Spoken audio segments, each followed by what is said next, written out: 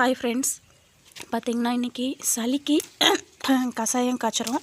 அதுக்கு 2 வெத்தலை பறிச்சுக்கிறேன். Hi friends, பார்த்திங்கன்னா அடுத்தது துளசி பறிச்சாச்சு.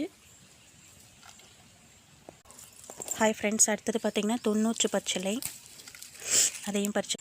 ஹாய் ஃப்ரெண்ட்ஸ், பார்த்திங்கன்னா அடுத்தது கற்பூரவள்ளியில், அதாவது ஓமவள்ளியில், அது 2 இலை பறிச்சுக்கிறேன். ஹாய் ஃப்ரெண்ட்ஸ், அடுத்தது பார்த்திங்கன்னா நான் பறிச்ச இலைகள்லாம் அலசிக்கிட்டு இருக்கேன். நல்லா அலசிக்குங்க.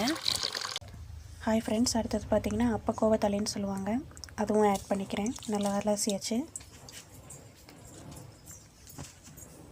ஹாய் ஃப்ரெண்ட்ஸ், பார்த்திங்கன்னா 2 டம்ளர் தண்ணி ஆட் பண்ணிவிட்டு 1 டம்ளராக கொதிக்க வருந்தினி கொதிக்க விடணும் நல்லா. அதுக்கப்புறம் கஷாயம் ரெடியானே உங்களுக்கு காட்டுறேன் பாருங்கள். ஹாய் ஃப்ரெண்ட்ஸ், கஷாயத்தை நல்லா கொதிக்க வச்சாச்சு. இப்போ அடுத்தது வடிகட்டுறோம்.